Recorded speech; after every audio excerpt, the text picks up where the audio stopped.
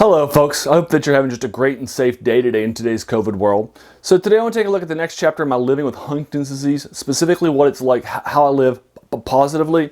One of the comments that I regularly get from folks that I meet in real life or interact with online is, how can you stay so positive when you're dealing with such a difficult issue as Huntington's disease?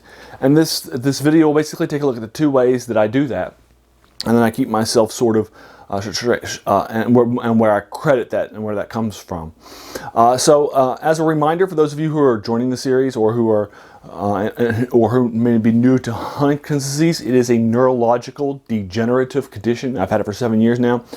It attacks your body in three different ways. It attacks your mind and your mental capacities, your mental faculties. You'll become slower. You'll become more forgetful. Your personality may change.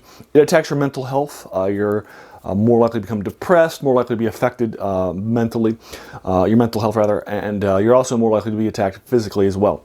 The final attack that this has, it will cause pulses, it'll cause choreas, it'll cause twitches in your body. Those will grow over time until you'll be having to take special utensils to eat. You'll be wheelchair bound, those sorts of things, right? So that's sort of where we are with those things. Now, I'm 7 years into this condition. I've had it for 7 years. I've had to deal with it. I've had to see my things slow down over time, right? And those sorts of things have had to happen to me. But I still maintain my sense of self, my genuine sort of positive self. I remember watching, I was recently watching season 6 on Netflix of the baking show, and there was this gentleman in it named Anthony, and even when he was getting the most negative critiques and so forth, he was still smiling through it, and when he was going back to his thing, he was smiling through it. I remember some of the characters remarking and saying, how can you be smiling after receiving such negative criticism from, like, the judges? And I think that's just, I felt with Anthony, right, because that's who I am too, right? Just because, it's not a reason to smile, it's not a reason to be happy. The difficult issues that we deal with in life are opportunities for us to grow. They're opportunities for us to learn, right? And that sort of thing. So I'll talk to you two main ways for how I keep myself positive through this. So the first of them is basically due, I think, partly to my strengths. For those of you who may not be familiar, and my second video for this channel goes into my strengths. So you can take a look at that video for this channel. But Strengths Quest is a sort of a personality type method that looks at positive personality traits that you have, rather than the things that you're missing. The idea is that you're going to be better at growing your strengths than you are at growing your weaknesses, and relying on your strengths for work, for private life, and that sort of thing. And it's run by the same people that run various surveys and that sort of thing. They found while they were doing their research that there were some trends in people, and they created this Strengths Finder test that is taken by lots of people. Lots of places use it, from workplaces to colleges and universities and high schools, that sort of thing, will use this and help you to unlock what your strengths are. So my 5, and your strengths are there are more than 30 of them, and are in a unique order from 1 to 5. And based on how they are ordered will be based on basically how they interact with each other. So everybody has a unique personality type based on your 5 strengths. So I'll go over my 5 strengths with you, especially my number 2 strength is going to be important for this video. My number 1 strength, personality, is context. I like to know how things, which you see heavily in this video series of reviews of older works.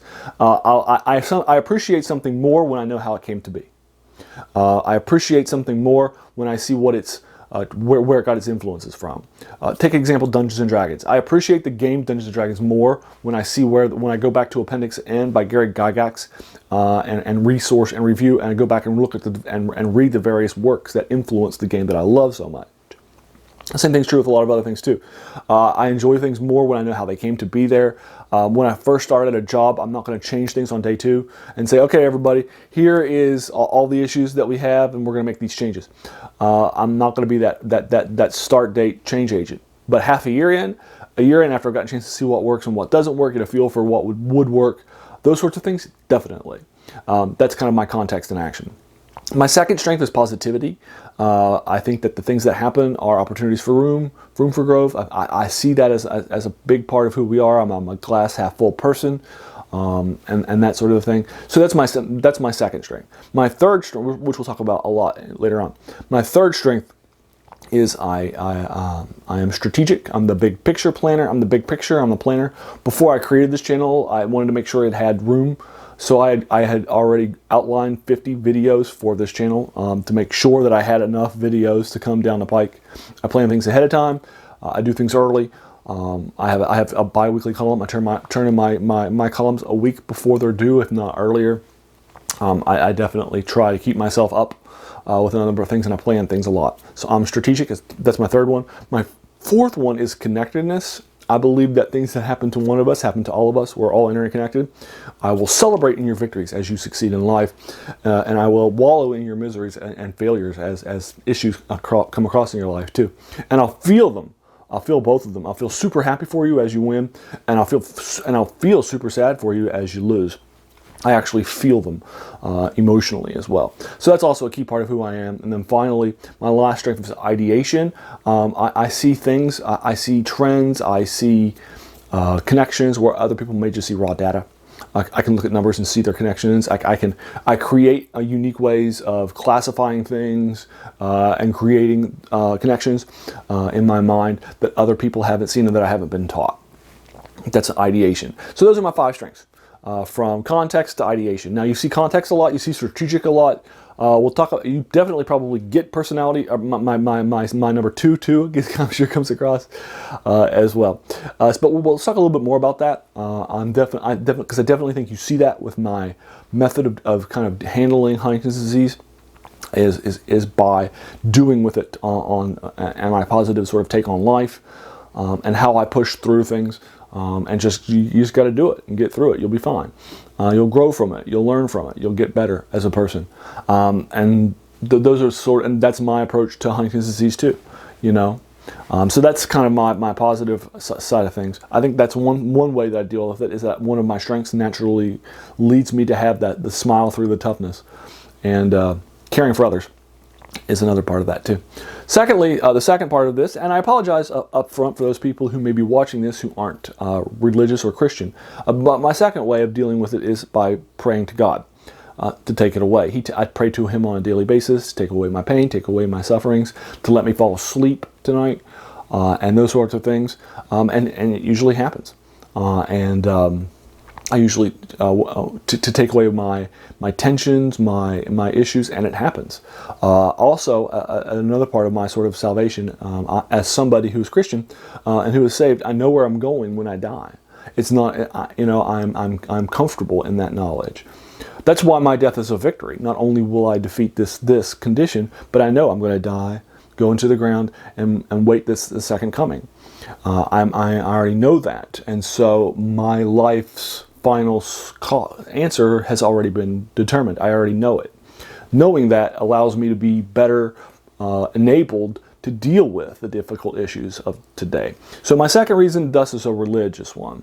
So my first reason, again, is I think my personality type being positive, I think helps. And then the second thing, praying, being saved, those sorts of things as a Christian are also things that I rely on for that. So those are my 2 methods of and how I kind of deal with and cope with, 7 years into Huntington's disease, which is a rough condition for folks to have to deal with. And there you are.